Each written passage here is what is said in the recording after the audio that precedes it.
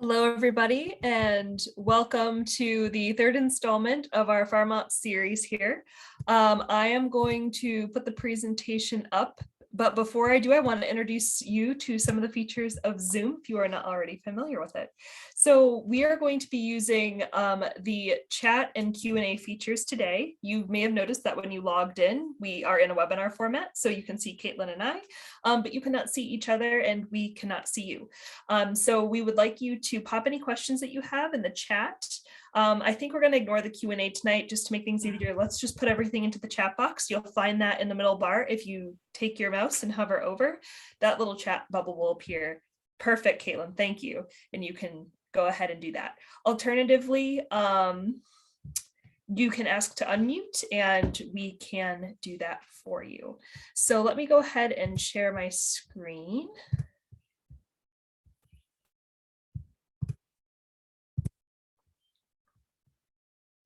Okay. And there we go. Does that look good, Caitlin, on your end? Looks good on my end. Thanks, Amy. Okay, sounds good.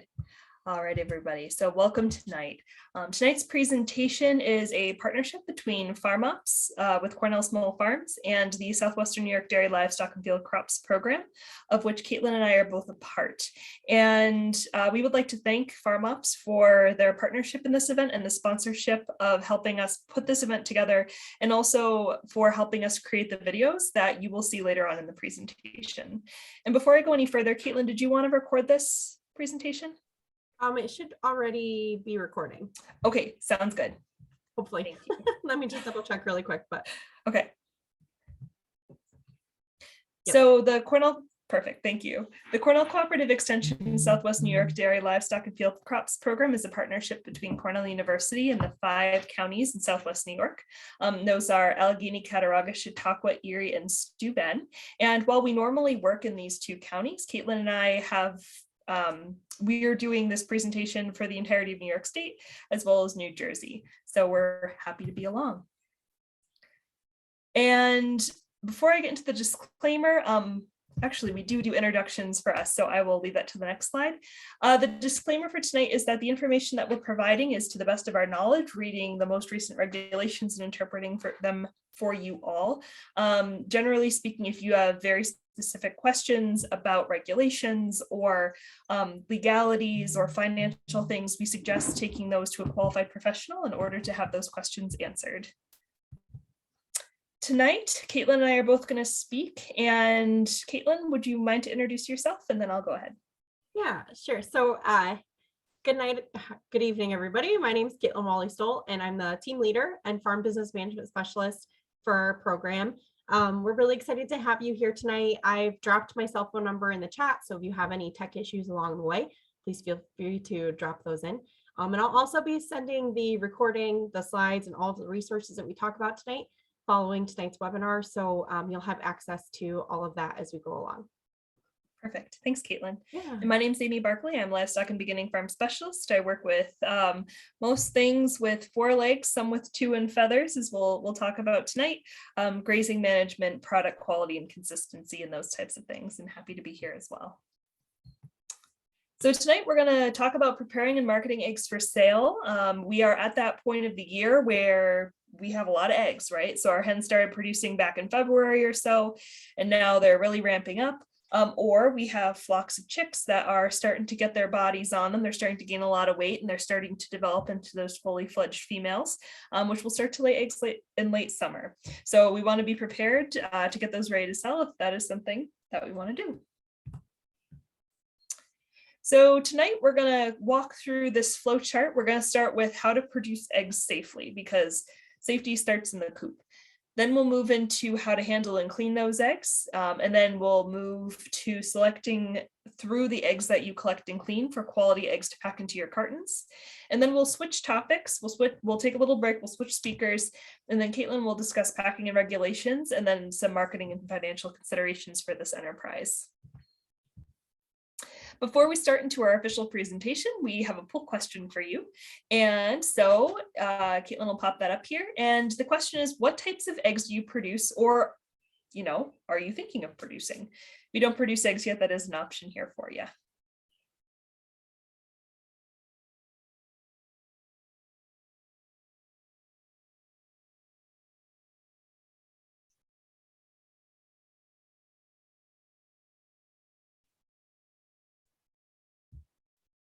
All right, so I'll go ahead and end this poll, and let me see if I can share.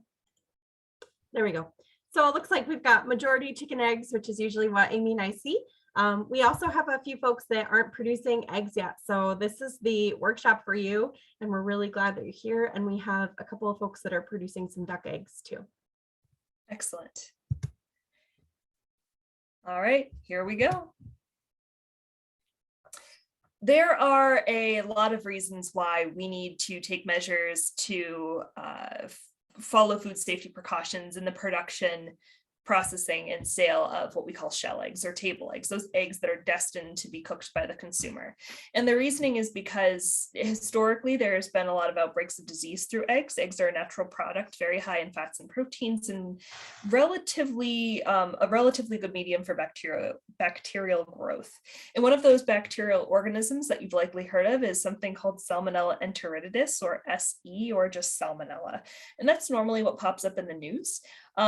One of the main reasons for the implementation of some of these practices is following an FDA food safety rule, which came out of the fact that they did research and they found that we could lower the incidence of this disease in humans from eating eggs by 60% if we introduce these practices to keep food cool, keep food washed and sanitary, and keep food safe in general.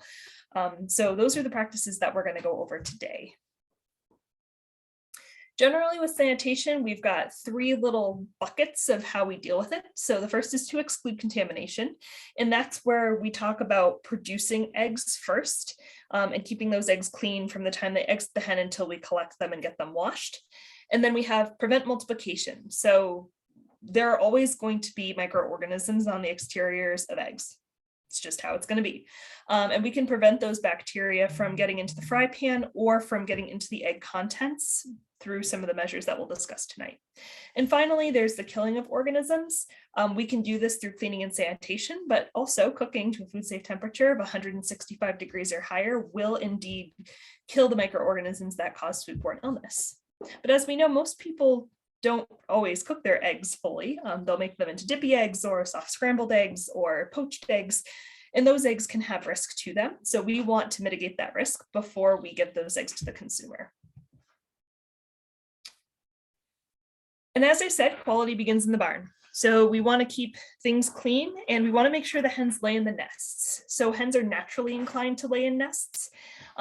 We introduce those nest boxes sometime around 16 weeks or so that the pullets, the young hens who haven't yet started to lay, can get used to that space. If we introduce them too early, they might start roosting and pooping in those nest boxes. So introducing them a little later is going to help in terms of keeping those nests generally sanitary. For every 5 hens, you want about 1 box or hole, depending on how your nest box is structured. And if you have a small flock, you want a minimum of 3 nests.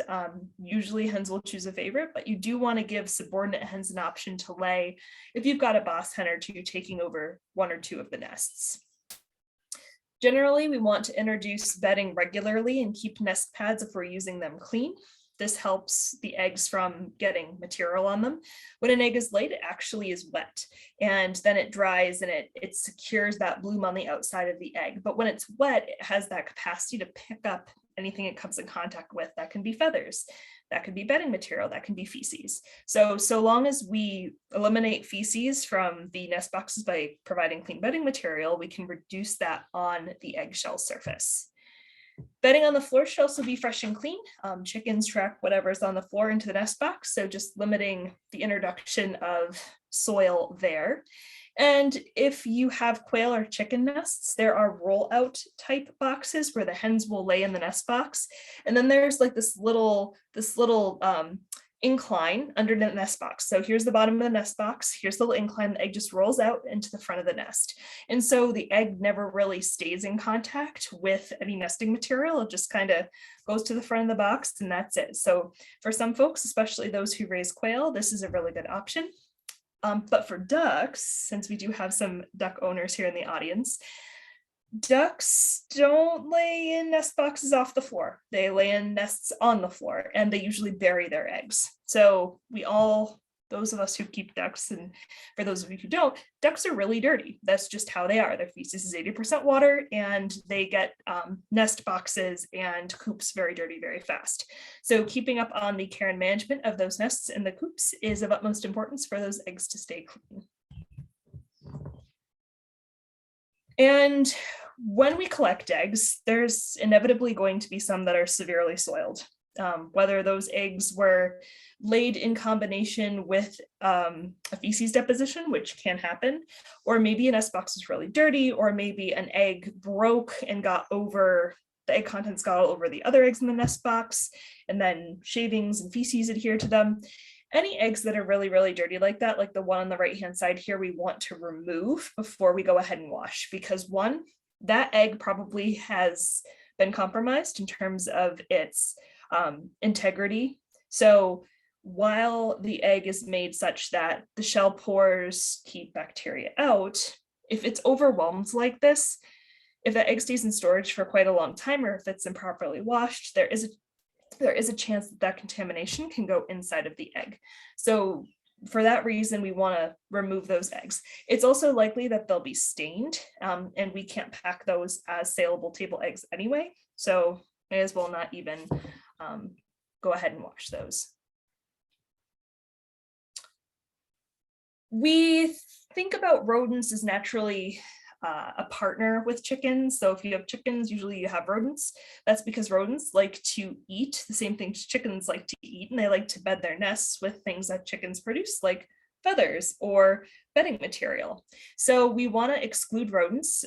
So we don't want to feed rodent infested feeds. We want to keep feeds away from rodents, usually in some sort of barrel or up off the floor so that those rodents can't get in. We want to exclude them from the pens. Mice can fit through holes the size of a quarter or larger. So that's your standard chicken wire. They can fit through that with ease and grab some corn and leave some poop and pee in their wake and then leave. One of the reasons we want to exclude rodents is because rodents carry Salmonella enteritidis, as well as other E. coli's and salmonellas, which can make humans sick. So if we can exclude them, we can also exclude some of the risk that they propose. Rats are also known to eat eggs. So if you leave eggs in a coop overnight, it could be a good idea to keep rats out, not only for the sanitation purposes, but also so that they don't get in your nests and poop and pee on your eggs and eat some of them. We can control rodents through baiting and trapping. That's really the two options that you want to do. Some folks keep cats around for rodent control. This isn't ideal. Cats can carry some diseases on them as well. So for that reason, we suggest baiting and trapping over having cats for rodent control. We also want to make sure that we keep records of the flocks that are laying, how many eggs are produced, and that sort of thing. That's just because for the flocks that we're talking about today, we're talking about production from under 3,000 hens. If you produce eggs under more than 3,000 hens, the regulations change. You need to follow federal regulations rather than lighter federal and state regulations, which we're going to talk about today. So for that reason, we want to keep track of how many birds are in your flock, which flock the eggs are from, and then how many eggs are produced. This is also good for your own record keeping so that you have an idea of what's produced and how many dozens from those produced are saleable and or sold. Another reason for record keeping is that we do use antibiotics, dewormers, miticides in our poultry production for very good reasons. And some of these have withdrawal times. And what withdrawal time is the time from when you apply the pesticide or antibiotic to the time where you can continue collecting eggs for consumption. What happens sometimes with some of these products is that there are residues that can get into the eggs and they're not fit for human consumption while the residue's in there. But the way that a hen's body works is eventually she'll flush that residue from her system. And once she does that, the eggs are safe to consume again. So those withdrawal times differ based on what antibiotics or dewormers you use. So go ahead, read the label of what you're going to use. First, make sure it's approved for poultry or approved for use in poultry through your veterinarian, and then follow the withdrawal times if there are any. We want you to collect eggs frequently. The FDA standard is within 72 hours. Please note that that is from caged production. where the hens are not in contact with roosters, so the eggs aren't fertilized, they won't form. They are usually in temperature controlled barns, so no sunbeams hitting them or spikes in temperature, into the 80s like we just had a couple of days ago, nothing weird like that. So 72 hours is the FDA standard for collection, but for us on a smaller scale, because we have more variables, we recommend collecting every 24 hours. And that is to keep the quality of the eggs up. Quality decreases 1 day at room temperature for every week in the fridge equivalent. And we can only keep eggs about 8 weeks in the fridge. So by collecting them regularly and keeping them refrigerated, we can reduce how quickly they decline in quality. Also, exposure to 85 degrees or higher for more than a few hours starts the embryo formation process. Now, in eggs that are outside for a couple of days, what that's going to look like is you won't see a chicken there. What you'll see is a yolk that has really strange white bullseyes in it, and the yolk will break really easy. And those are both quality concerns. We also want to collect eggs more frequently if the temperatures are below freezing. Sometimes folks find that they can collect them in the morning before work, and then when they get home and they're okay, depends on how many birds you have in the coop. But sometimes they need to be collected a third time if there's the possibility. Maybe you have a spouse that works from home, or you are living with somebody who is always home who can go ahead and collect those eggs for you. In that case, we might want to do that during freezing temperatures. It is a law in New York State that we refrigerate eggs following collection. So within 72 hours of lay, recommended 24 hours. And we want to store them above freezing, but below 45 degrees Fahrenheit. And the reason for that is scientific literature indicates that this temperature is the temperature where bacteria have the most trouble replicating. So we'll be able to keep our eggs safer longer. It's also a quality thing. We just talked about that. So eggs that are refrigerated maintain their quality better. When you're storing eggs in your fridge, don't store them next to odoriferous food products. And those are things like onions or garlic or apples, potatoes. Believe it or not, they give off, well, onions and garlic are pretty obvious in terms of the aromas and flavors that they give off, but potatoes and apples are, we don't expect them to give off aromas and flavors, but they will make eggs taste funny. I have firsthand experience with this. So just keep them separate from those items. And we want to always store and package eggs with the small end down. And the reason for this is because eggs are generally formed such that in the large end of the egg, we have an air sac. And that air sac is where the chick would breathe when the chick is forming and getting ready to hatch. But it's an area of respiration through the shell for that egg. If you take the egg and tip it upside down, what happens is you can puncture that air cell, which decreases the quality of the egg very, very rapidly. So always store them pointy end down. And they also look nicer in the carton that way. Question number 2, do you wash your eggs? Yes, no, sometimes? Trick question. We won't be mad if you think it's a trick.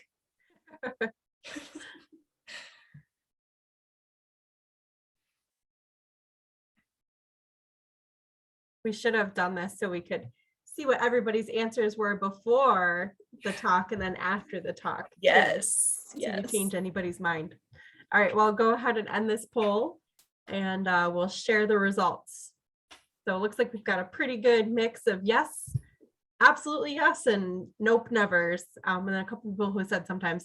And when I first met Amy and started talking about this, I always thought it was a trick, right? Like, well, I'm not going to tell you what I do because I don't want to be doing it wrong. So Amy's going to share with us the benefits of both. But Yep.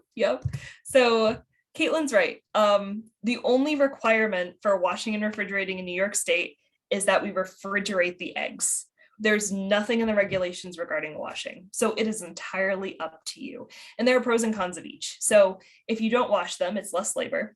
It maintains the bloom on the outside of the egg, which research actually has shown that it doesn't lead to them lasting longer. But if you're keeping them on the counter for any extended period of time, which you shouldn't by law, but if you do, they'll maintain quality a little better. There's a reduced chance for washer error. and you can't sell dirty eggs. So if you wash dirty eggs, you can sell them, but you can't sell eggs that are unwashed and dirty. And we'll discuss what dirty means in a little bit, because there's a lot of classifications for that. Washing can remove surface contamination, dirt, and stains. And the only thing with washing that causes an issue is that if you wash eggs wrong, you can actually increase the contamination potential for those eggs. Okay.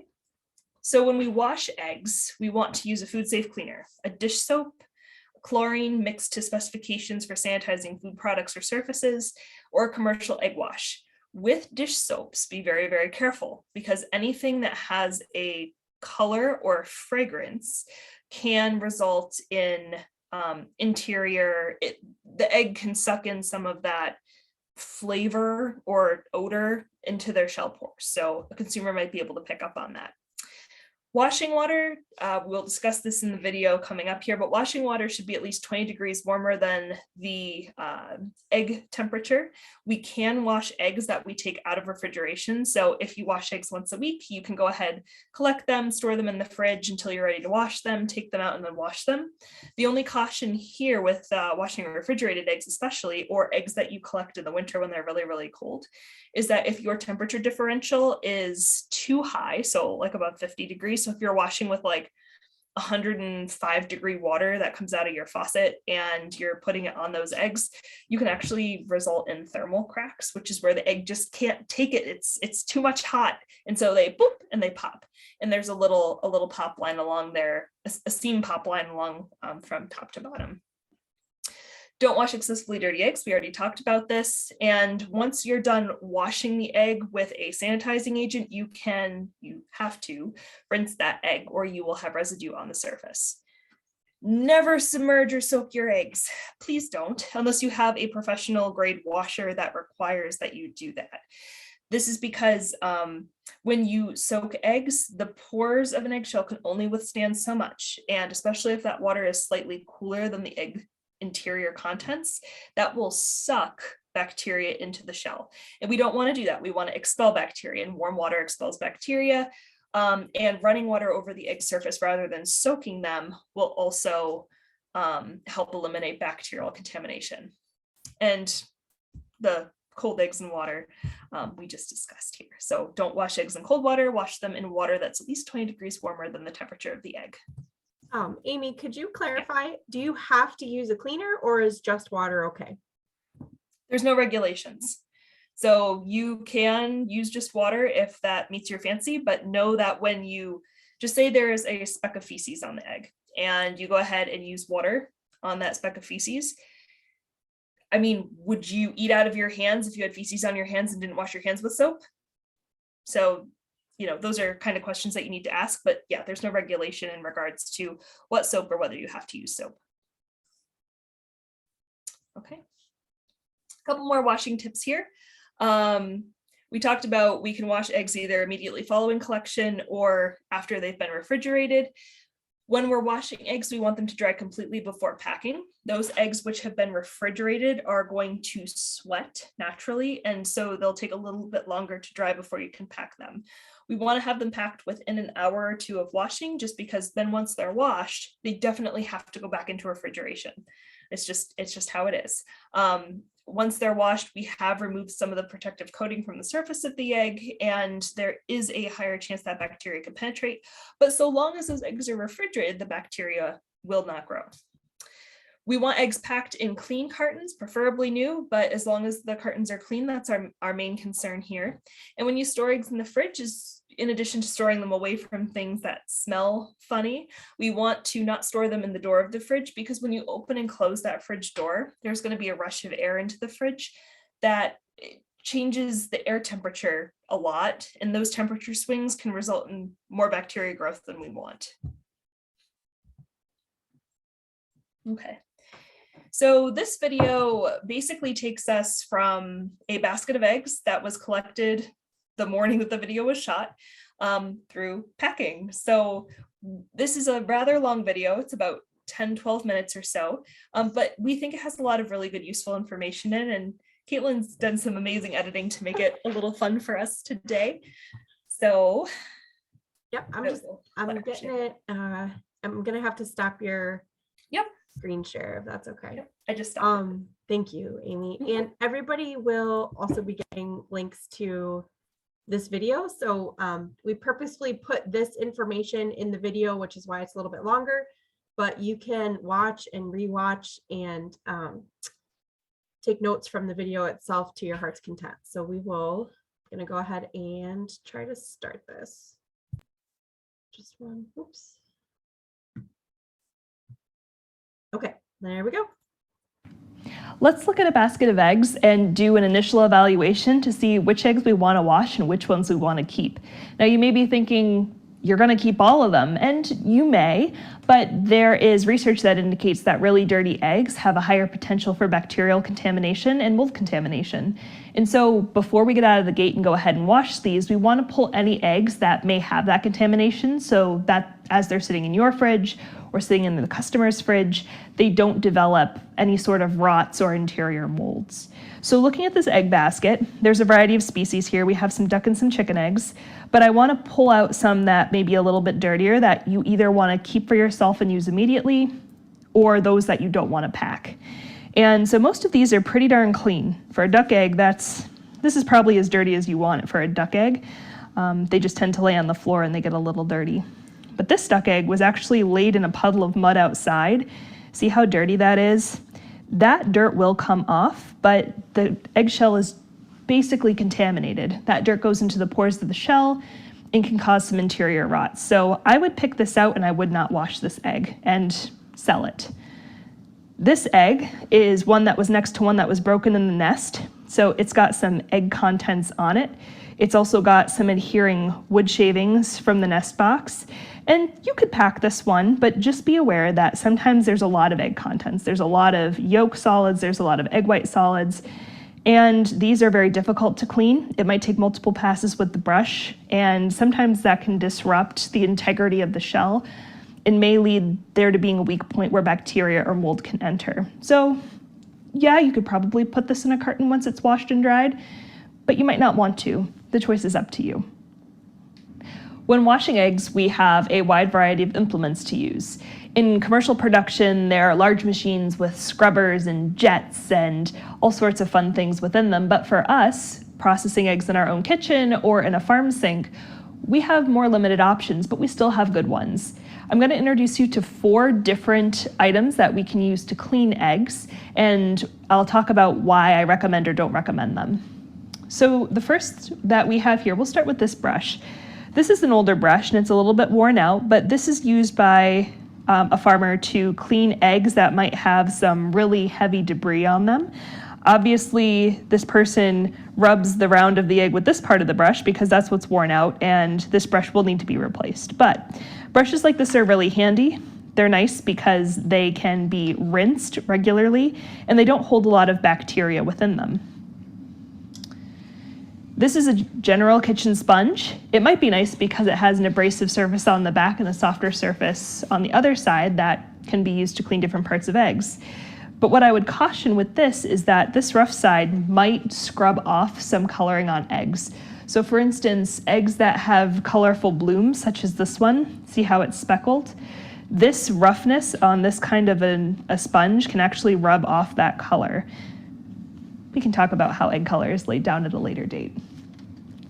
Another thing to consider with sponges is that sponges can hold bacteria pretty well. We're washing eggs that are covered in dirt, fecal matter, maybe some blood, some feathers, and that all gets held up in a sponge. So unless you want to throw out a sponge and replace it probably a couple of times a week, I wouldn't recommend using this for cleaning eggs. The next we have here is a rag. Rags are really nice because we can use them to clean eggs once and then go ahead, throw them in our washing machine, and then they'll be cleaned and sanitized for the next time we want to go wash eggs. They have some roughened surface so that they can scrub some debris off the sides of the eggs without causing too much damage.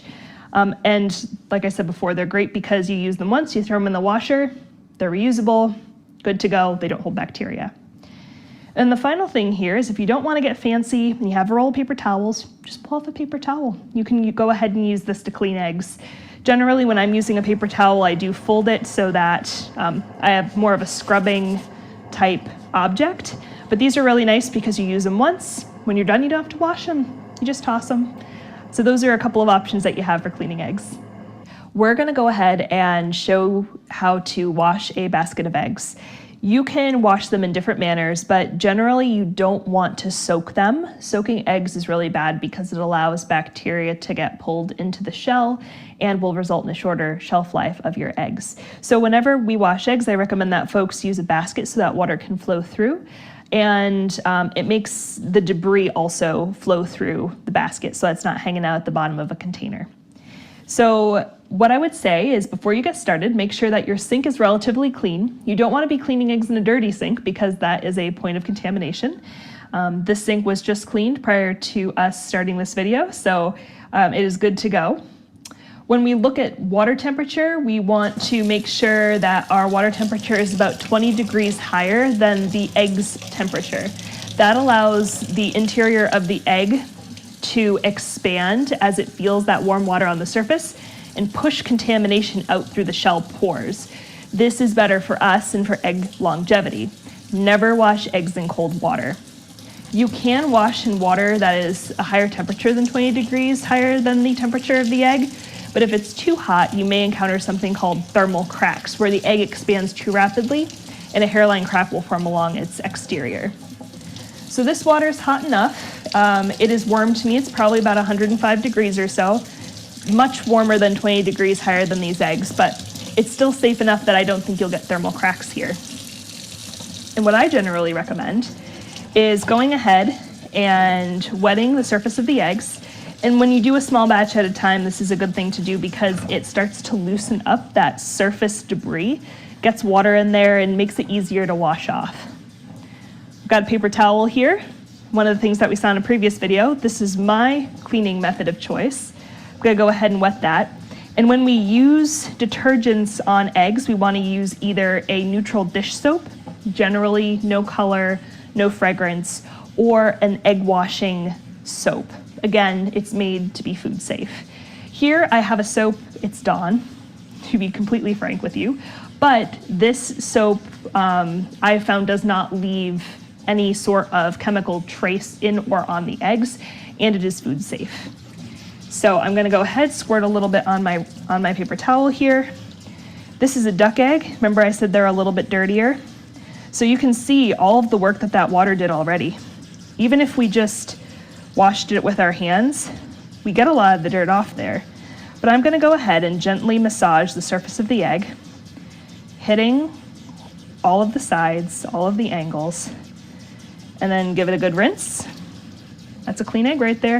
A little bit of staining, but that's normal for duck eggs. And then we'll take it, pop it on the towel to air dry, then we'll go through the whole basket that way. So now I'm going to show what this looks like if I'm using a brush. So we'll pull out that egg that had the egg debris on it. See how that's kind of stuck there? That's not really going to come off with a paper towel, so I'm going to use the egg brush. Go ahead and scrub that. Gentle circular motions. And yeah, that got all the egg debris off. So I'll just do a quick little shimmy around the shell. There we go. There's a clean egg.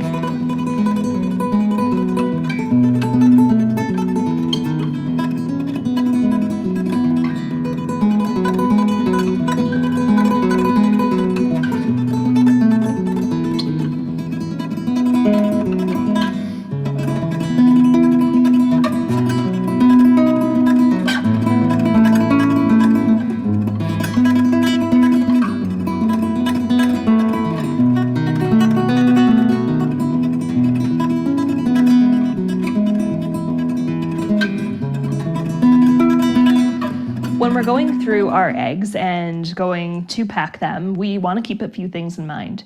First, obviously, if you have multiple species, you want to pack the eggs separate because we're required by law to label them as the species which produces them. So when I'm going through here, I know that some of these are duck eggs, so I'm going to go ahead and pull them out. These are the eggs that we washed earlier, but I'm going to go ahead and do the separation early. Okay, and then the next part of this is size. So generally speaking, when a consumer opens a carton, they're going to want to see a pretty even size differential in here. So if we've got all these eggs, and then we've got one egg like this on the end, and then an egg like this somewhere in the middle, for instance, that doesn't look like a really uniform carton. It's not pretty. Consumers like uniformity. So what we would do instead is we would select eggs that are more closely average. We would go ahead, put those in, and there you have a complete dozen. That looks pretty uniform. The next thing we're going to look for is just general quality of the eggs. And I have a couple examples of eggs that might not meet quality and those that do. So a typical egg is approximately egg-shaped. It's not super round or super long. It has a wider end and a smaller end.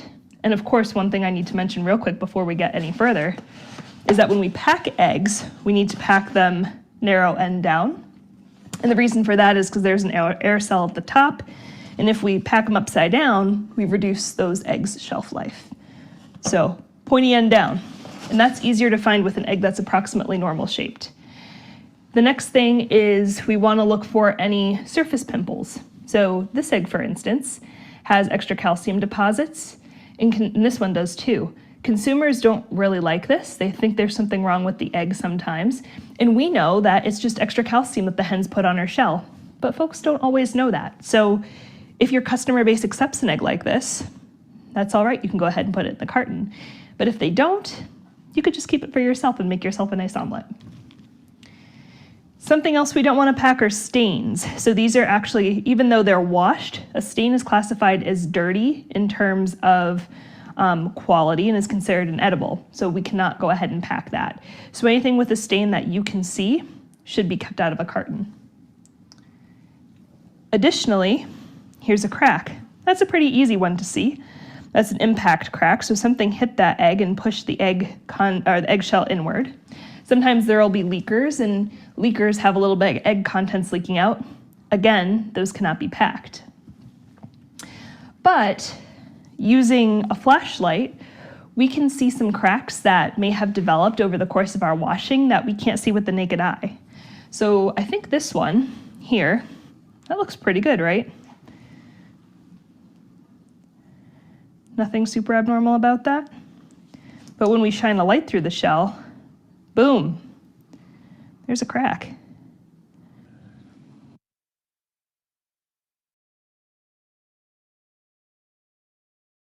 See that before. So use of a candling light can help us find defects that will keep eggs that are subpar out of cartons. One more egg that I want to show is this particular one. So typically, a hen puts a smooth coating over the surface of her egg when she's done with it, but sometimes there will be a rough surface. You could probably even hear that when the rooster stops crowing. But in any regard, roughened surfaces like this sometimes mean thin shells, and the customer doesn't always like how that feels, so you might want to consider also keeping eggs like this out of your cartons. All right, so that was a soup to nuts overview of how to clean and pack eggs. And we'll jump back into the presentation to talk a little bit more about the quality parameters that we follow when we pack, in addition to the ones that we discussed. Yeah. While you're pulling that up, we did get one question. The question is, I guess the clarification. So I read that in New York State, egg cartons are single-use items, therefore you can only sell eggs in new cartons. So I would be interested to see a copy of that regulation. I have not seen that. My understanding is as long as you have under 3,000 hens, you do not need to pack in brand new cartons. It's always recommended because we don't know where previous cartons have been. They could have been on a farm that had disease that you're carrying on. They could have had broken egg contents, which have bacteria that you're then putting your eggs into. It's a risk. It's a risk reward scenario. So we recommend clean cartons when you can, but they're not required.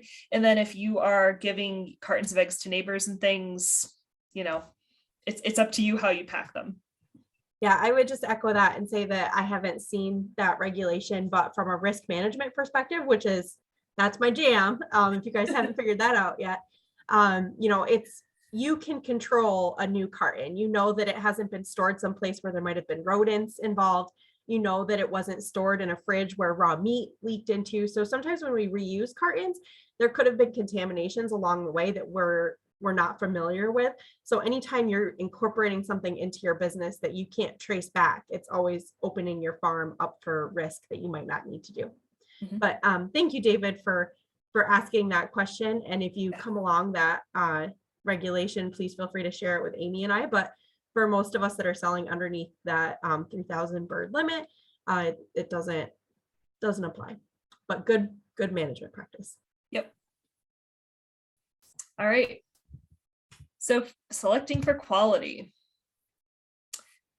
What eggs can't I sell? And I will just read them out as we bring them up. So we talked about dirty, cracked, leaking eggs, moldy eggs. You can find those on candling pretty readily. You shine a light through the shell and the air cell has some brown color to it. Rotten eggs, again, if we shine a light through, it doesn't look like clear in the shell. There might be some transparentness or off-color brown, black that indicates a rotten egg. And the smell will tell you. Developing eggs, we're not allowed to sell. Blood and meat spots. Meat spots and blood spots can also be developing eggs, but blood and meat spots are naturally put into eggs by some hens sometimes, but they are considered inedible and we can't sell those. And worms. Every once in a while, a hen will have a heavy worm load and she'll pop a worm in an egg, and we can usually find that on candling. So that's another reason to do the candling. Dirty is a broad definition, but it essentially means anything that's on the surface of the eggshell that shouldn't be on the surface of the eggshell. That can be anything on this list. And so that's when we talk about why we recommend washing, simply because washing will remove most of these items. If washing doesn't, then the egg is considered dirty and it cannot be packed. Stained eggs are kind of interesting. So these are two different eggs that I picked from under my hens, and one chicken had a really bad day. She had a really hard time laying her egg. So that's the egg on the left. And when I washed that egg, interestingly enough, and I think it was because I washed it, the day of collection, no stain remained on that eggshell. Now the egg on the right has a cecal poop on it, and cecal poop, for those of us who've had chickens and know, is that 1 in every 10 poop that smells like death, really, really stinky. That is a cecal poop, and they're sticky and they're black and they will stain eggs. So this egg was washed at this, same time interval, collected in the morning, washed in the evening, and that left a stain. The egg on the washed egg on the left is an edible egg. So yes, you can pack it. Yes, you can sell it. The egg on the right hand side is inedible. No, you cannot pack it. No, you cannot sell it. So we want to take a moment here to share your story. About half of us have chickens, or we've bought eggs in our lives, at least, cracked open some eggs. So I'm really curious, what is the weirdest thing you found in an egg? So you can go ahead and use the chat feature and pop some of those answers in there, and we'll share them with the group.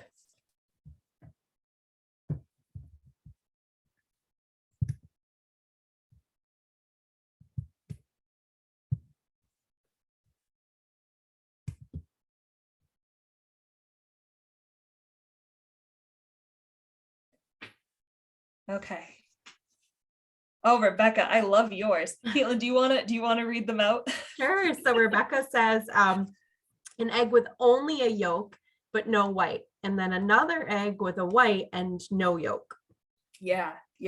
I've seen the ones with whites and no yolks, but I've never seen one with just a yolk and no white. That is so cool. Extra special, Rebecca. Yep. I got one of the famous golden egg within an egg experiences when I was younger. So it was before cell phones. You can take a quick picture time, but it was just a really fun day. Not for that chicken, but for us as kids, it was really cool to find. So we've got no shell from a newly laying hen. Yep, it's pretty weird. Bailey says that a double yolk has been her most exotic experience here. So, but that still is exciting.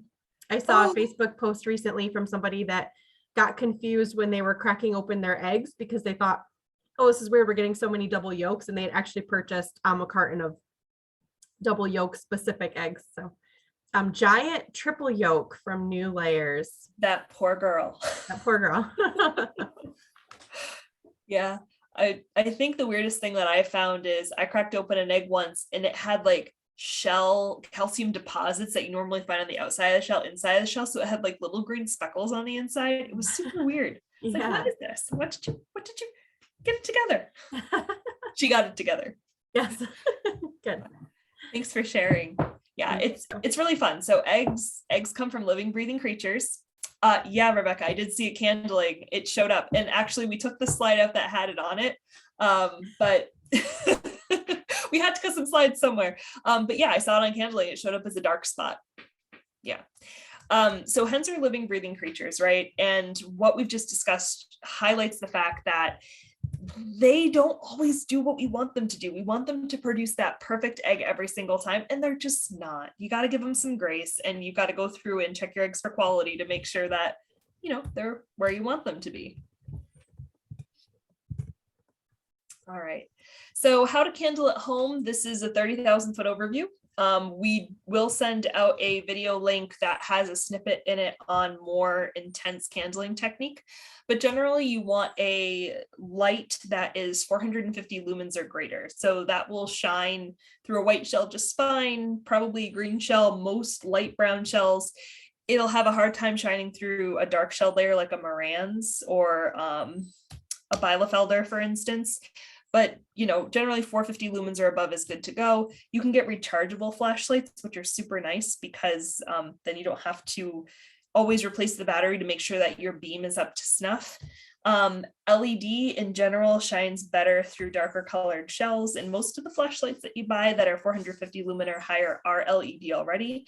So for $20, you can buy an egg candling device and you don't have to pay, you know, $150, $350 for a professional device. Flashlight is all you need. So a normal egg, these are 3 eggs that are being candled. A normal egg is on the left-hand side. You can see that it's generally like a whitish yellow color. You can usually see the shadow of the yolk, especially if you take that egg and you spin it as you're shining the light on it. The middle photo is a 7-day-old chick embryo. You'll start to see embryos from day 3 onwards. So if they're fertilized and they're forming, you will usually be able to pick those out so that a consumer doesn't find a chick in their egg. And then the photo at the right is an example of a rotten egg. So this is an egg that's probably been sitting around a long time. You can see that the air cell is massive on it. When a chicken first lays an egg, the air cell is really small and it gets bigger with time as the egg lowers in quality. And so this egg is not only a low quality egg, but it's also rotten because the egg contents aren't that beautiful clear color that we see from the picture on the left. Blood spots are a natural process that results from the rupture of a blood vessel as the hen is releasing the yolk from her body. You can eat it, tastes bloody, so I don't. I personally wouldn't, but you can if that's not something that grosses you out. When you shine a light through a shell, it shows up as a red hue or a red spot, depending on how big the rupture of the blood vessel was. Usually these spots correlate with the yolk because that's where they originate. And in our eggs that are either white or cream colored, sometimes our greens, it's relatively easy to pick those out. But in darker shelled eggs, it's a lot harder, and I'll show you why in a couple slides from now. I was talking about flicking the wrist. So when you're candling, so you've got a light here, you've got the egg sitting on your palm, you'll flick that egg relatively quickly end over end, or well, not pole over pole, but side over side. And what'll happen is the yolk will move slower than the interior of the egg contents, and the yolk will be pushed to the outside of the shell by centripetal force. And then you can see usually any spots that are on that yolk. So that's how we find blood and meat spots. When we candle, this is how a blood spot will show up. So it's really hard to see from this picture. You got to do it a lot to get the experience. But in the middle of that circle right there is the origin of the blood spot that makes this egg shine like a cherry colored light. Meat spots are from a different process. So this is sloughed tissue from the oviduct of the chicken, so the egg laying tract. completely normal. Normally the hen expels it through her feces, but sometimes it gets picked up and put into an egg. Usually these are super easy to catch on candling because regardless of shell color, if you see a black dot floating around, remember I was talking about the calcium inclusion that was easy to see? These are also really easy to see. So flick of the wrist, you see a black dot, it's a meat spot, take it out. It can be attached either to the yolk or the white, and it can be easily confused with chalaza. Chalaza are the little pigtail strands that hold the egg and the egg yolk in the center of the egg. When we crack them open, they're little twisty bits that are in the egg. Some people take them out because they're a little chewy sometimes when you cook them up. Chalaza, though, when you flick your wrist, have a little bubble associated with them. That's just how they are. So you'll see like a little dark spot and a little bubble following it around the egg. Meat spots don't have this. When you're first learning how to candle and you're first learning that process, it does take some tuning in of your eggs and getting used to what meat spots look like, what blood spots look like. The incidence is pretty low. So meat spots are somewhere, I would say an average of 5 to 10% of eggs, varying in size. But if you see them during candling, you take them out. I would say that's about 2.5% of eggs. For blood spots, I would say that's 1 in, well, depending on the situation, generally is probably 1 in 100 or 200 or something like that. But again, those are relatively easy to pick out. So what I suggest for candling is if you candle it and you're not sure, just crack the egg out. If you see chalaza, you're like, okay, that's not what a meat spot looks like. But if you see a meat spot, you can confirm, okay, that's what a meat spot looks like on candling. That's what it looks like broken out. So you can gain your experience through doing. Rots and molds, I was talking kind of hypothetically about how they would look. They will usually, rots affect the interior of the egg. They could smell, they could not. Sometimes they're black, sometimes they're brown. And the example of a rot is actually all of these eggs are rots. So the top 2 photos are from an egg that I found under the roosting bars that I knew was there for a week, but I decided to wash it and crack it open to see what kind of cool stuff I would find. And I found mold, or I found bacterial rot along the outside of the shell. And then the shell contents themselves were this lovely mottled smelling mess. Something that you don't want to put in a carton and you will pick it up on candling. This egg up top probably looked like this egg on the bottom right if I'd candled it. I didn't. And another rot type is this one on the bottom left, and it can show up like this little line of haze. Molds generally look a little different. They form along the air cell. So if I candled this egg, I would see a mold line, a dark line right along the air cell here. Mislaid eggs, so eggs that are not laid in the nest, eggs that are Easter eggs. So those eggs that you find a nest, you know, under your hosta bush and you decide that you want to collect them and wash them and put them in a carton. Those mislaid eggs are most likely to have rots or molds because we don't know how long they've been there. We don't know what kind of contamination is in the area surrounding them. We don't know if they were fertile, sat on, and the embryos died. We don't know any of that stuff. So for that reason, mislaid eggs are more prone to these. This is something called windowing. So sometimes there are many different reasons why this happens. The hen doesn't put calcium on her shell like she normally would. And so we end up with thin spots. And these are weak eggs. If you put too much pressure on them, they will crack. They look kind of waterlogged in the weak spots. So let me get my pointer out here. So the top of this egg, it looks wet, but it's not, it's dry, it's just a thin spot. And we put that under a candling light, we see that lighter spot, and that indicates where the weak spot is. Modeling is something that looks similar, but it doesn't really affect the integrity of the shells as much. In some cases it does, but in most cases it doesn't. We think that it might be because of improper crystallization of the shell or maybe dust particles in the environment. We're not 100% sure why it happens. But when we see the eggs, they look like they have little water spots on them. Again, this indicates something's not quite right with the shell membrane. And then when we light it up under a candling light, it looks like Mars. And so, you know, most consumers are okay with these. If you've got a lot of them, you know, maybe leave them out of the cartons. They don't look very pretty. That's all. There's nothing functionally wrong with them. I don't think there's anything that would decrease their food safety, but they're just generally not pretty. And so with that, that's the end of my quick and dirty quality talk. So I will entertain any questions up to this point on those topics. Of course, if you have questions that come as we go along, you can go ahead and pop them into the chat and we'll answer them at the end. Otherwise, do we have time for a 5-minute break, Caitlin? Yeah, first though, and if anybody has any questions to like put those in the chat right now. So what I wanted to show is that David was, who brought up the point about reading that New York State egg cartons are single-use items and can't be reused. So he was kind enough to share that reference, and I'm going to pull it up right now so we can talk about it. Yep. Just to provide that clarification, Amy, if you're okay. Sure. So you'll see this is within these slides. Let me just scroll to the top to show you what they're from. It's from an April 2020 farmers market presentation on guidance of sanitary regulations for New York State farmers markets specifically. And if we scroll down to a slide about eggs, they talk about what Amy just got done talking about, how you have to sell clean eggs. They talk about storage of temperatures, which we'll talk more about in a little bit. And then they have a section about labeling and packaging requirements. I'll let everybody read this, but to kind of give you the gist, which we'll talk about in the second half of the presentation as well. Labeling must include the following: list name, address, keep refrigerated, and the preventing illness statement.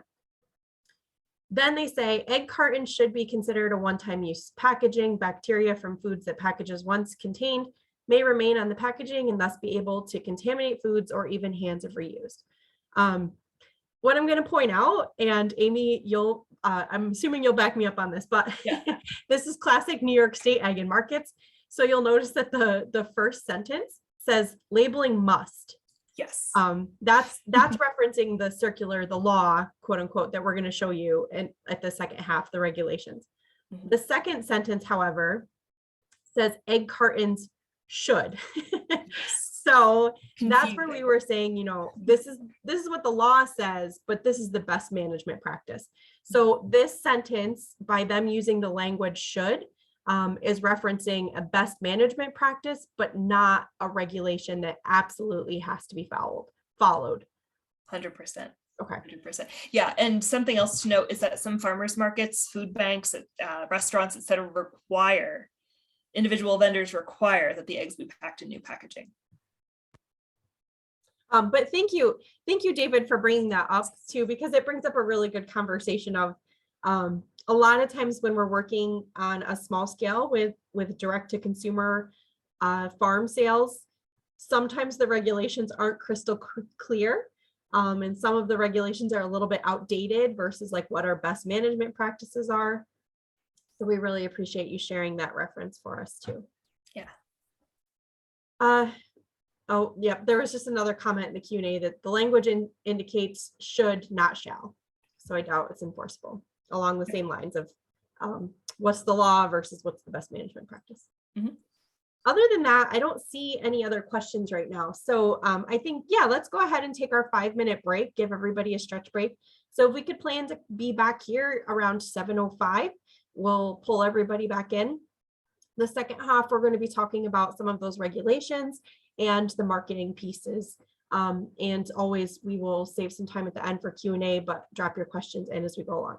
So we'll see you back here at 7:05, 7:06. Thanks, everybody.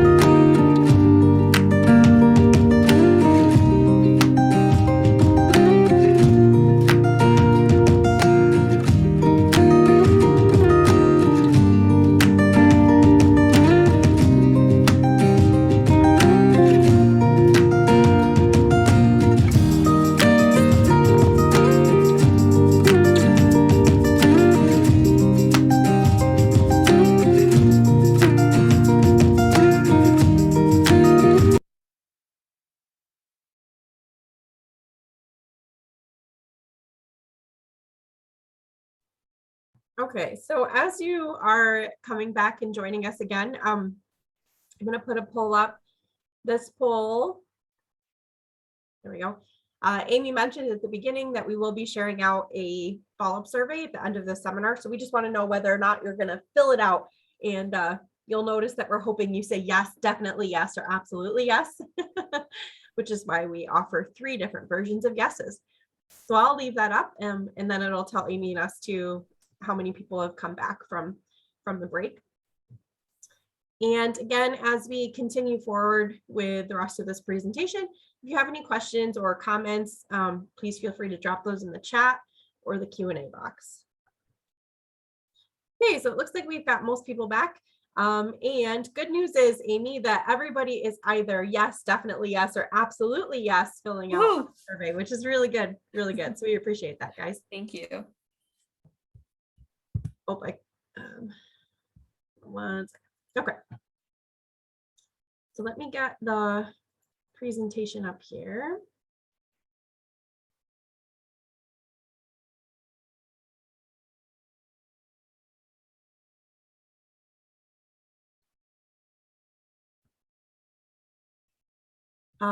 It looks like while I'm scrolling through all these slides, I had it where it was supposed to go and then I messed it up. David also asked another question. I see a lot of people selling eggs out of coolers on the side of the road. And this is not legal, correct? And Amy and I are probably both chuckling a little bit on the inside, and we're glad that you asked that question because it is something that we're going to talk a little bit more about here. But it's also, I guess I'm going to use the word pet peeve, Amy, but that might be a little bit. No, it's a pet peeve of mine too. Okay, perfect. So David, we'll leave that question and you'll find out why it's a pet peeve of ours. All right, are these slides coming through okay, Amy? Yep, they look great. Perfect. All right. So I get the fun honor of talking to you about regulations, which is kind of the more mundane part of farming, but it's the part of farming that keeps us from getting sued. So we should pay attention to it. And we're going to talk a little bit about packaging requirements, which Amy's already alluded to. We'll watch a shorter video about that. And then we'll talk about some marketing requirements as well. Just as an FYI, you can't sell eggs with candy eyes on them. It's considered you've changed the egg at that point. So we're going to start off with a video. This video is only about 5 minutes long. It talks about different egg cartons and what types of, gives you a preview of what types of requirements that labeling is. I think I actually have to stop my share and restart it.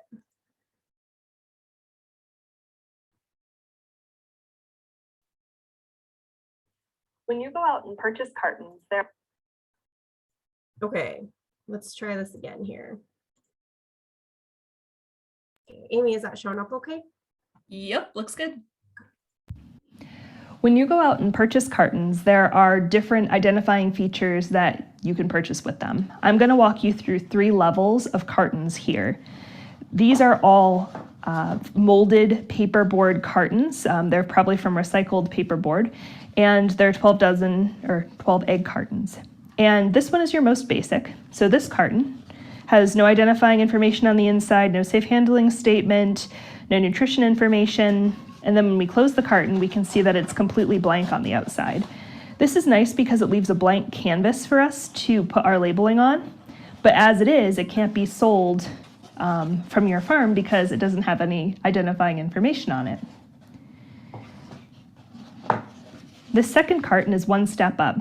So again, nothing on the inside of the carton lid, but when we close the carton lid, we can see that there is a safe handling statement, some nutrition information. Nutrition information is not required, but some of these cartons have it on there. We have an area for you to put your farm information should you want to. Keep refrigerated statement, which is required on egg cartons. And this is a 1 dozen egg carton, and it has 1 dozen as the count feature and eggs as the identifying feature on this carton. So we can go ahead and add some other features to this, but this is your next step up and is something that you'll probably be able to find at most farm supply companies. This third carton was custom made for this particular farm, and it has all of the information that we need for an egg carton. Nutrition information, again, not required, but the farmer chose to put it in here. Safe handling statement, which is required. And if we go ahead and close the lid, we have our keep refrigerated statement. A 1 dozen, so identification of count statement. We have the egg statement and another count statement, which is required. In here, we have the farm name, farm address, and farm phone number so that anybody who has any problems with these eggs can contact this farmer. When we look at cartons to purchase, we have options for the number of egg counts that those cartons can hold. Generally, we have 6 or half dozen, 12, full dozen, 18, dozen and a half, or a tray pack, which is 2.5 dozen. And we're going to show you what some of those egg cartons look like. These are pulp cartons. You can purchase them in pulp or recycled plastic or polystyrene. So these guys are all pulp. This is a 12 egg carton here. You'll see that it's formed so that the eggs are protected when they're put within the carton. There are little dividers so that they don't bang into each other if the carton's shaken or tipped. This has pretty much the same design, but this is for 6 eggs. It's for much larger eggs, as you can tell. So the orifices in that carton are much deeper than those in this carton. This is a chicken egg carton. This is a duck egg carton.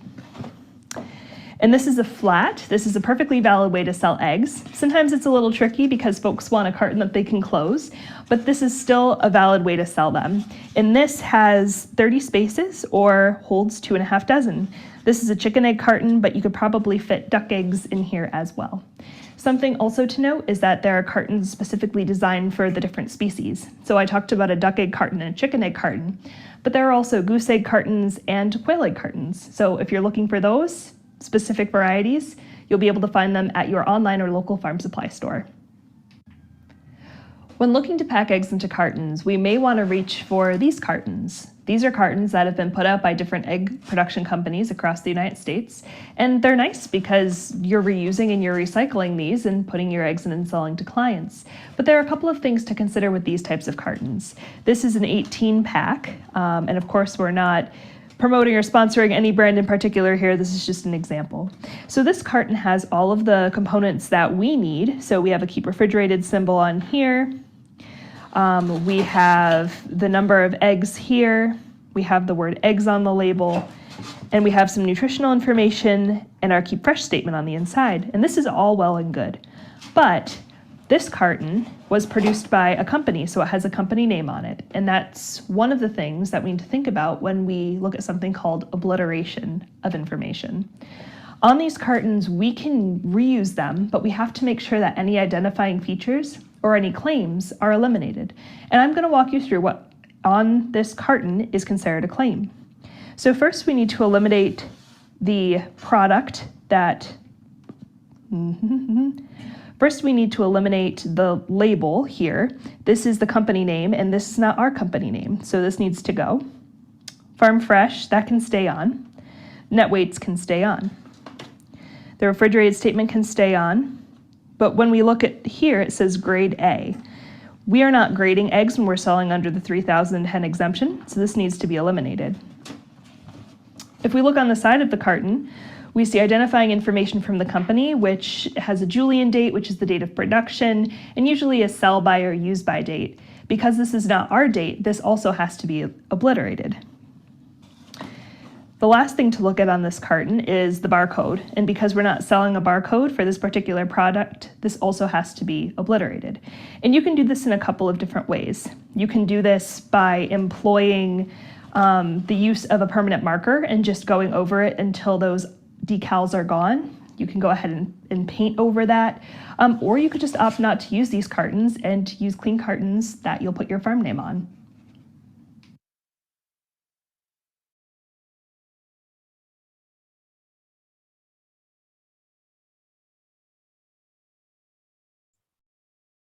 Okay, so let me just get my stuff going back up here again.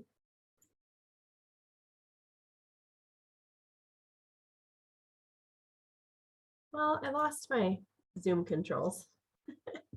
Okay, I think I got it back again. So Amy's video was a really good introduction to what we're going to keep talking about here. There is a question in the chat though that I think continues along with our conversation about reusing egg cartons. So Sophia is asking, given the rising cost of materials and supply chain issues, would a bring your own container along with a paper handout with required labeling information ever be an option? And I would say that, you know, reading the regulations that we're going to talk about here, yes, that could be an option, but that handout that you have listed, you'd have to be very, very clear about, you know, when those eggs were packed and include all of the labeling information. So legally, yep, you could probably do that. But from a best management practice, we would really say, you know, it's worth the cost of the egg carton to protect yourself. So what could happen is if somebody was bringing their own container from a different farm that might have had a salmonella contamination, that container is carrying salmonella. So they're going to bring that potentially dirty container to wherever you're selling them eggs, whether that's your farm or the farmer's market or whatever, where you could then be exposing your farm to whatever pathogens are on that carton. And then let's say, like, worst case scenario, your customer gets sick because you were allowing them to reuse a carton or bring their own container. You can't really say like, well, it wasn't my eggs, right? So you don't have that food supply chain to go back to and say this is, or chain of origin to go back and say, you know, nope, this is where these eggs came from. This is how I packaged them. So best management practice, I would probably shy away from that. Amy also mentioned too that if you know, it's frowned upon to have a basket of eggs. So if that situation were to occur where you've got like a basket of eggs, people bring their own carton and you pick those eggs out for them. It's not a great situation because there's bacterial contamination when they reach their hands into that basket. And you can't keep track of the age of the eggs if you've got like a mixed basket. So in general, you know, we spend a lot of time talking about like how to reuse containers if you need to, but we really want to see people using new containers that meet all of these regulations that we're going to go through here quickly. And Rebecca, your question we're going to get to in just a second, so I'll leave that there for now. So you keep hearing us talk about the regulations. We're giving you the direct link to those regulations. So what it is a circular from New York State Ag and Markets called New York State Sale Grades and Standards for Eggs and the Sale thereof. And it's all of the regulations related to selling eggs in New York State. So this is kind of the referencing document for all of these slides. So in general, minimum requirements are that eggs must be marked with the word eggs, which is identifying them as eggs. The grade. Grade is a quality identifier. However, if you are selling eggs under that 30,000 bird exemption directly to consumers, you do not need to include the grade, and it's better that you don't include it at all because you don't have a way to legally grade the eggs without having USDA certified inspector there. So for most of us, we're not going to include any grading information in our labeling. Next, we do size. So Rebecca's question was, I understand the grading, but what about the size statement? The size statement is not required if we're selling under that 3,000 bird limit directly to consumers. However, if you are interested in selling beyond that, or just if you would like to know where it comes from, size actually looks at the weight of a dozen. And hopefully when you packed them, those eggs are all of similar size, or that's how they should be. So essentially you pack your carton with similar sized eggs, you weigh them, and then based on the weight is how you get that size requirement. But again, like we want to try to avoid this if we're selling directly to consumers. Don't even consider selling them by size unless your customers are really asking for it. If your customers are really asking for it, you would pack it as a dozen, weigh it out, and then that's where your sizes would end up. Additionally, you have to have the number, so the count. This is a requirement for everybody. So you can just put 12 eggs, 1 dozen, that will all suffice. And you need this minimum contact information that Amy was talking about in that video. So packed by or produced by, with the name of the farm, the address of the farm, and the zip code. So basically it's a way for people to get a hold of you if there's an issue and to track where those eggs are coming from. If you're reusing cartons, it's really hard to get all of this information on there when you're also trying to cross out all of the old information. So best management practice, you order custom made cartons that have all this information on it and you don't ever have to worry about it. If that's not an option, order blank cartons and use little stickies to put this information on it and to put your contact information. We have to have this keep refrigerated statement, as well as the safe handling statement. If you're buying cartons new that already have some labeling on it, they usually have those as a minimum. And then this is a should, so it's not a requirement per the circular, but egg cartons should be marked with a date of production or packing. So what's the day that you took those eggs out of the coop, or the day that you packed them, washed them, and packed them into the carton. And then for the use by date, again, this is a should, not a have to, but in general, your use by date should be at a maximum 66 days from the day that they were laid. It's 21 if when you're, sorry, I'm trying to look at two different screens and it keeps messing me up. So I apologize for all of my tech glitches tonight. 21 days if it's held in refrigerator. The maximum that you can hold the eggs in refrigeration prior to washing them is 21 days. So if you're collecting eggs and you're washing them as like in batches rather than as you go along, the maximum that you can time that you can store them in refrigeration before washing them is 21 days.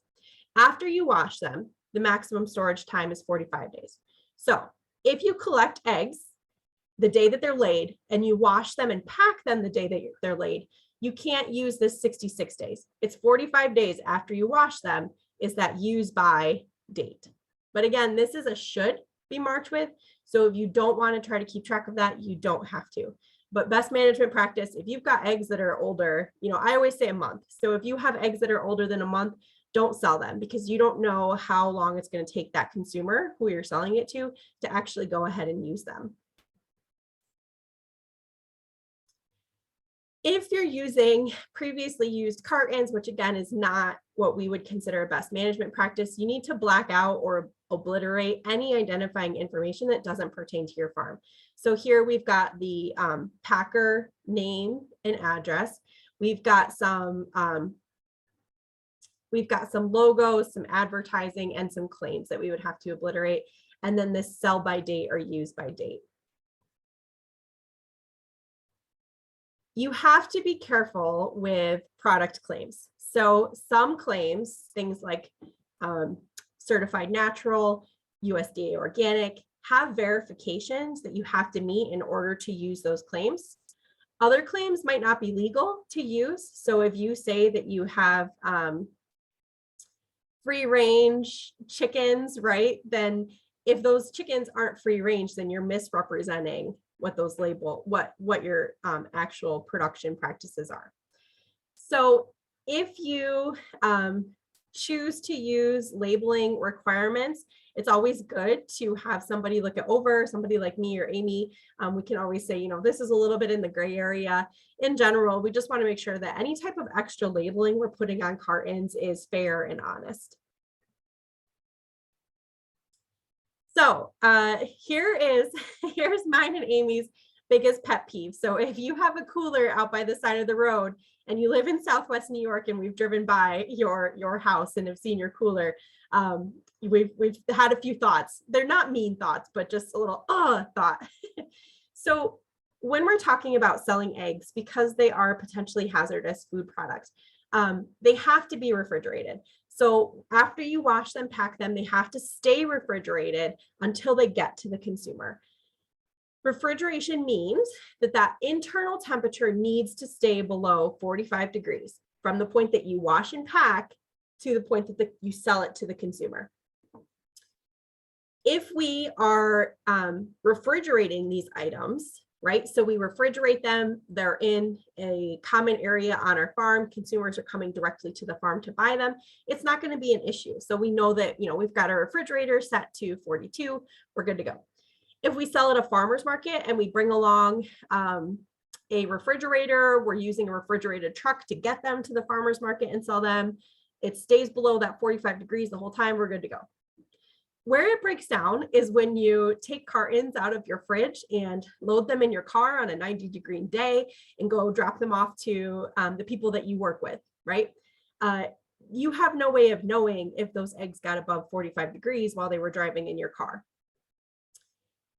Coolers are a grumble for us. So technically, if you have your cooler and the cooler is of a high quality and you have enough ice and you are maintaining that temperature below 45 degrees the entire time from putting the eggs in the cooler to when the consumer drives by and picks it up, that's legal and that's okay to do. Where it breaks down is on 90-degree days, when you pack that cooler full of ice and leave it to sit out all day while you run to work and come back, most of the time that cooler is above 45 degrees by the time you get to the end of the day. So those eggs at that point should be discarded and not sold. But a lot of times they go back to the house, get put in the fridge, and then they come back out the next day. And if it sounds familiar, it's okay. If this is what you're doing, it's okay. But I hope that you leave here tonight understanding why we're going to say, please don't do that. So once those eggs get above 45 degrees, it's out of that safe zone.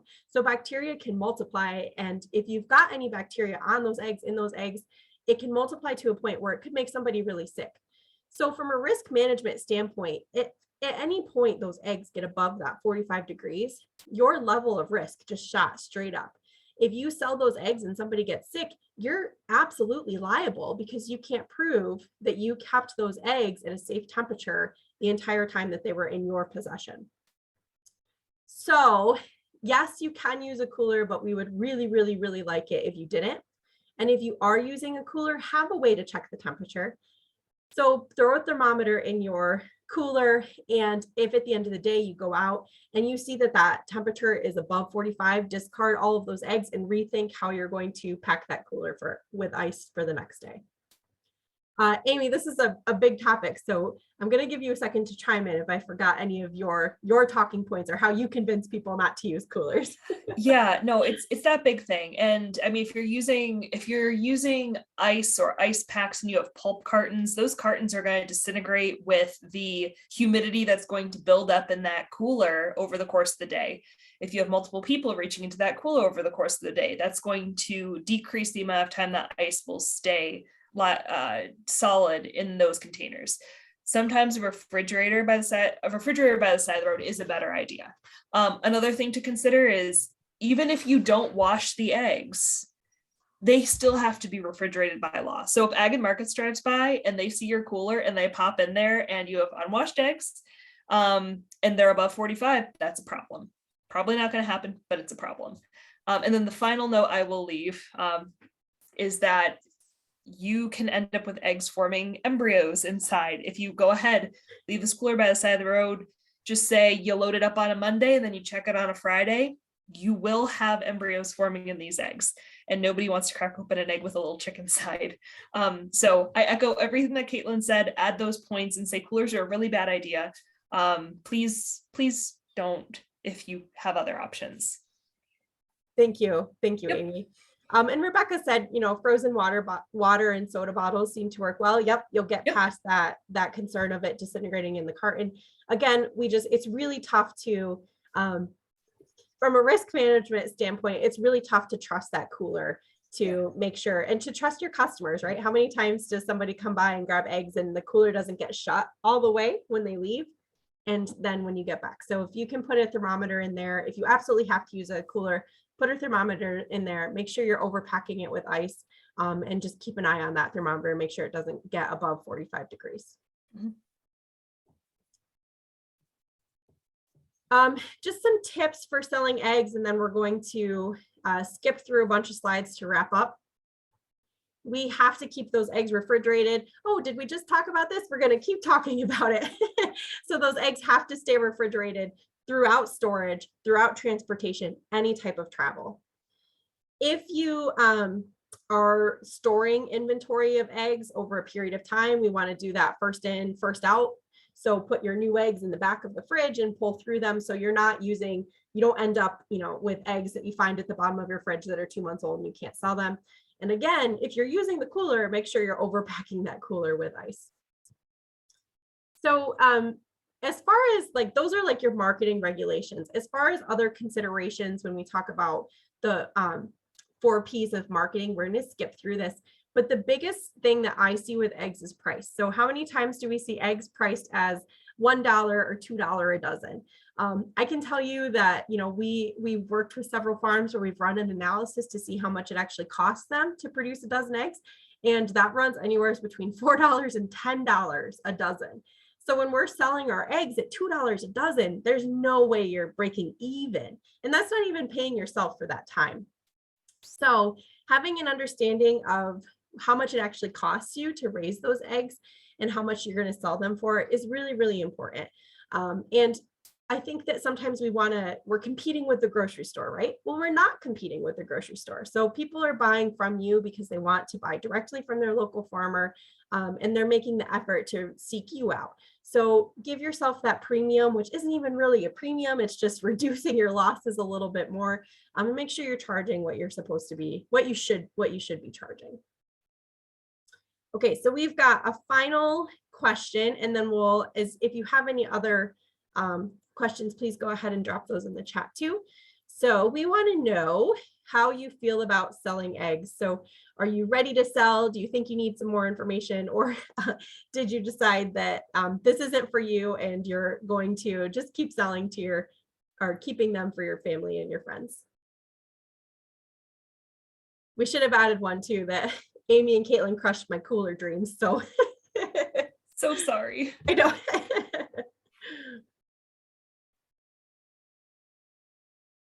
All right, so I'll go ahead and end this poll. And good news, Amy, it looks like everybody's ready to sell. So Yay! We really appreciate that. I apologize for having to skip through kind of some of those soft skill things there at the end about marketing and financial considerations, but all of that will be in your slides to look through. And we're definitely open to any other types of questions that you might have as a follow-up to that. Mm-hmm. So with that, we'll stay on for a couple minutes. If you have any questions, please feel free to drop those in the chat. And when we close out of this webinar, there will be a pop-up for that survey that we mentioned. We really appreciate you filling that out for us. And it's also now in the chat box in case you wanted to go ahead and start that now. Thank you, Amy. Mm-hmm. We do also want to put in a shameless plug. We have 3 more seminars coming up as part of our collaboration with Cornell Small Farms program, Farm Op. We've got these are all webinars about goats. So for those of you who may or may not have attended our first seminar on evaluating a goat for purchase, we got tons of really great feedback, and we're able to come up with 3 additional webinars. So June 15th, we're going to talk about parasite management and pasture health. June 29th, we're really proud of this title, Baby Mama Drama. So it's going to be all about goat reproduction and handling kidding. And then on July 13th, we're going to talk about herd and foot health. For those of you who have ever raised goats, foot health is a really important consideration. All right, so at this point, it doesn't look like we've got any questions. Oh, here's another one. Regarding claims, what's the legal definition of free range? So it depends on who you ask. So their general consensus, there is difference between certifier and certifier, but the minimum amount of space that each hen has to have outside and the outdoor access must be the majority of their life, should be 2 square foot per bird at minimum, which most of us are able to achieve. Pasture raised is generally closer to 108 square foot per hen.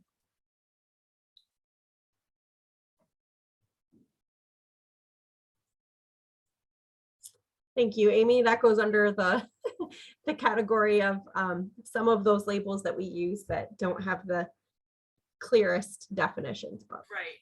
And another thing about pasture raised and cage free and free range is that we can use words like that as long as we're doing our best to follow those outlines. We just can't say things like certified cage free or certified cage or American Humane Cage Free. Like we can't say that because those are certifying organizations. But if it's just a management practice that we do and we're trying our best to follow the legal definitions, you know, that's okay.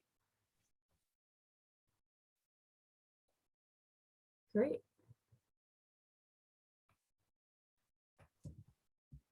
All right. Well, thank you everybody for, oh, go ahead, Amy. We have one more question. Perfect. Yep, it popped up in the Q&A. So David asks, do we offer a free course for military for processing meat birds? And the answer is there is a low-cost course through Cornell Cooperative Extension Small Farms Program for processing meat birds. I don't know if there's a military discount for that or not. You would have to check the website. If you are, let us know what county that you're in, because we're actually hosting 5 in-person workshops across the state next year on processing meat birds.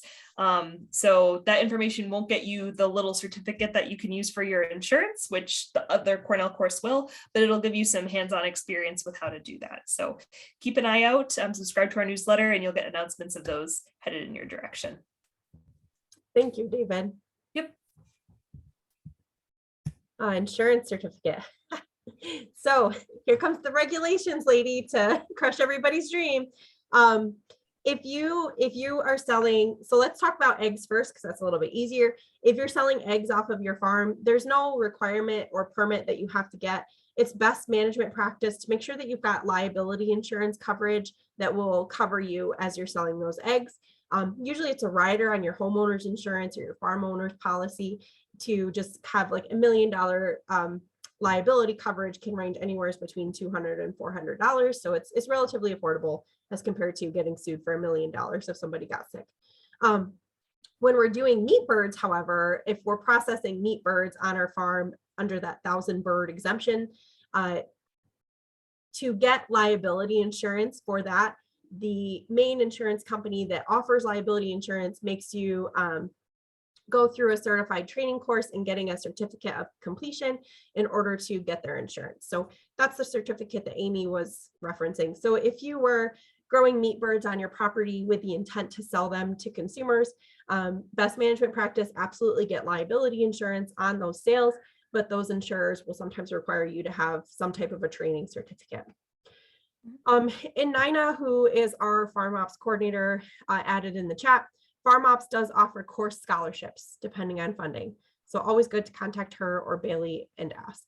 So thank you, Nina. And she'll be CC'd on the follow-up email that everybody gets. So you'll have her email address to reach out to her directly. Yes, thank you. I need it for insurance. Yep. Most of us do. So. Okay. I'm counting to 10 because the last couple of times we get a question in last minute and I don't want to cut anybody off. So.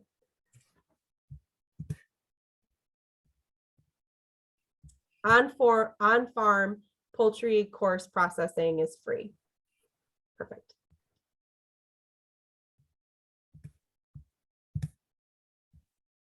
All right, Amy, you see any other questions that I'm missing? Nope, I think we got everything. Okay, we appreciate, oops, okay. Nina says, I take that back.